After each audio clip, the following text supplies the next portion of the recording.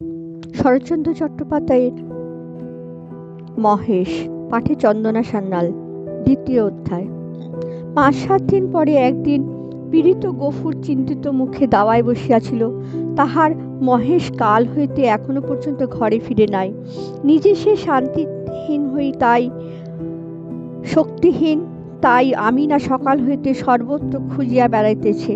পরন্তু বেলায় সে ফিরিয়া আসিয়া বলিল, শুনেছ বাবা, মানিক ঘোষেরা মহেশকে আমাদের খোয়ারে দিয়েছে। গফুর কহিল, দূর পাগলি। হ্যাঁ বাবা, সত্যি।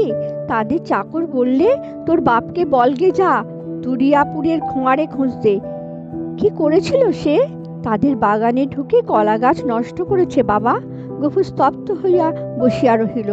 মহেশের সম্বন্ধে সে মনে মনে বহু প্রকার দুর্ঘটনা কল্পনা করিয়াছিল, কিন্তু এর আশঙ্কা ছিল না। সে যেমন নিরীহ তেমনি গরিব, সুতরাং প্রতিবেশী কেউ তাহাকে এত বড় শাস্তি দিতে পারে এ ভয় তাহার হয় নাই। বিশেষত মানিক ঘোষ গো ব্রাহ্মণে ভক্তি তাহার এ অঞ্চলে বিখ্যাত।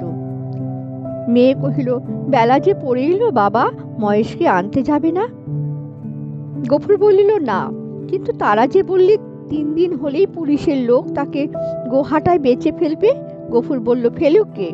গোহাটা বস্তুটা যে ঠিক কি আমি না তাহা জানিত না, কিন্তু মহেশের সম্পর্কে ইহার উল্লেখ মাত্রে তাহার পিতা যে কিরূপ বিচলিত হইয়া উঠিত ইহা সে বহুবার লক্ষ্য করিয়াছে। কিন্তু আজ সে আর কোনো কথা না কহিয়া আস্তে আস্তে চলিয়া গেল।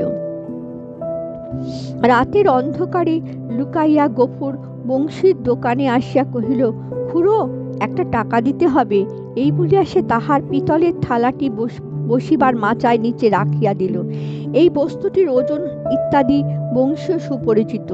বছর 2-এর মধ্যে সে 5 কিয়াকে বন্ধক রাখিয়া একটি করিয়া টাকা দিয়াছে, অতএব আজও আপত্তি করিল না।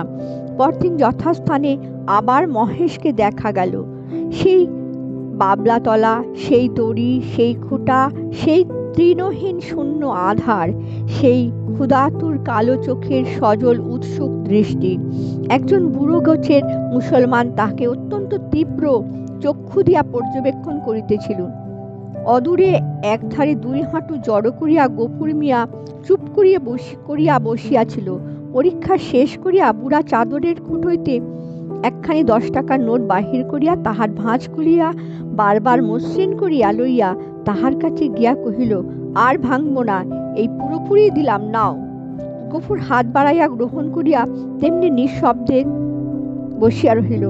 যে 2 জন লোক সঙ্গে আসিয়াছিল তাহারা গরুর দড়ি খুলিবার উদ্যোগ করিতে, কিন্তু সে অকস্মাৎ সোজা হইয়া দাঁড়াইয়া উদ্ধত কণ্ঠে বলিয়া উঠিল, দড়িতে হাত দিও না বলছি, খবরদার বলছি, ভালো হবে না। তাহারা চমকিয়া গেল। বুড়া আশ্চর্য হইয়া কহিল, কেন? গফুর তেমনি রাগিয়া জবাব দিল, কেন আবার কি? আমার জিনিস আমি বেচবো না, আমার খুশি। এই বলিয়া সে নোটখানা ছুঁড়িয়া ফেলিয়া দিল। তাহারা কহিল, কাল পথে আসতে বায়না নিয়ে এলে যে, এই নাও না তোমাদের বায়না ফিরিয়ে। এই বলিয়া সে ট্যাঙ্ক হইতে 2টা টাকা বাহির করিয়া ঝনাত করিয়া ফেলিয়া দিল। একটা কলহ বাঁধিবার উপক্রম হয় দেখিয়া বুড়া হাসিয়া ধীর ভাবে কহিল, চাপ দিয়ে আরো 2 টাকা বেশি নেবে? এই তো, দাও হে, পানি খেতে ওর মেয়ের হাতে 2 টাকা দাও। কেমন, এই না? না, কিন্তু এর বেশি কেউ একটা আদলাও দেবে না, তা জানো।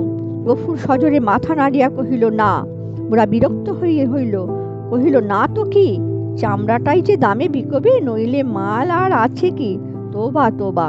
গফুরের মুখ দিয়া হঠাৎ বিশ্রী কটু কথা বাহির হইয়া গেল, এবং পরক্ষণে সে ছুটিয়া গিয়া নিজের ঘরে ঢুকিয়া চিৎকার করিয়া শাসাইতে লাগিল যে তাহারা যদি অবিলম্বে গ্রাম ছাড়িয়া না যায় তো জমিদারের লোক ডাকিয়া জুতা পেটা করিয়া ছাড়িবে। হাঙ্গামা দেখিয়া লোকগুলা চলিয়া গেল, কিন্তু কিছুক্ষণে জমিদারের সদর হইতে তাহার ডাক পড়িল। গফুর বুঝিল এ কথা কর্তার কানে গিয়াছে। সদরে ভদ্র অভদ্র অনেকগুলি ব্যক্তি বসিয়াছিল। শিবুবাবু চোখ রাঙা করিয়া কহিল, গফরা, তোকে যে আমি কি সাজা দেব ভেবে পাইনে। কোথায় বাস করে আছিস জানিস? গফুর হাত জোর করিয়া কহিল, জানি, আমরা খেতে পাইনে, নইলে আজ আপনি যা জরিমানা করতেন আমি না করতাম না। সকলে বিস্মিত হইল। এই লোকটাকে জেদি এবং বদমেজাজি বলিয়া তাহারা জানিত। সে কাঁদো কাঁদো হইয়া বলিল, এমন কাজ আর কখনো করব না কর্তা। এই বলিয়া সে নিজে 2 হাত দিয়া নিজে 2 কান মলিল এবং প্রাঙ্গণের একদিক হইতে আর এক দিক পর্যন্ত নাক্ষর দিয়া উঠিয়া দাঁড়াইল। শিবুবাবু সদয় কণ্ঠে কহিলেন, আচ্ছা, যা যা হয়েছে আর কখনো এসব মতি বুদ্ধি করিস নে। বিবরণ শুনিয়া সকলে কণ্টকিত হইয়া উঠিলেন এবং মহাপাতক যে শুধু কর্তার পুণ্য প্রভাবে ও শাসন ভয়ে নির্বারিত হইয়াছে সে বিষয়ে কাহারও সংশয় মাত্র রহিল না। তর্করত্ন উপস্থিত ছিলেন। তিনি গো শব্দের শাস্ত্রীয় ব্যাখ্যা করিলেন এবং যে জন্য এই ধর্মজ্ঞানহীন ম্লেচ্ছ জাতিকে গ্রামের ত্রিসীমানায় বসবাস করিতে দেওয়া নিষিদ্ধ তাহা প্রকাশ করিয়া সকলের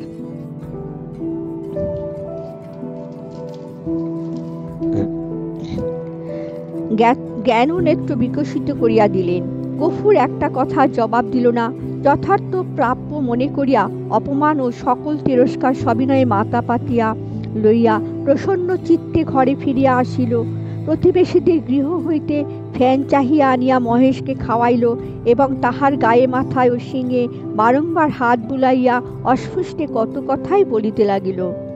জ্যৈষ্ঠ শেষ হইয়া আসিল। রুদ্রের যে মূর্তি একদিন শেষ বৈশাখে আত্মপ্রকাশ করিয়াছিল সে যে কত ভীষণ কত বড় কঠোর হইয়া উঠিতে পারে তাহা আজিকার আকাশের প্রতি না চাহিলে উপলব্ধি করাই যায় না।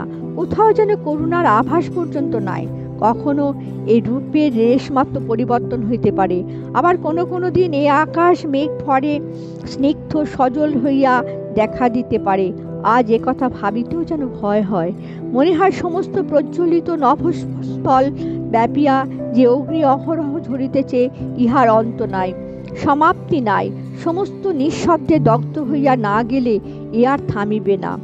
এমনি দিনের দ্বীপ্রহরী বেলায় গফুর ঘরে ফিরিয়া আসিল।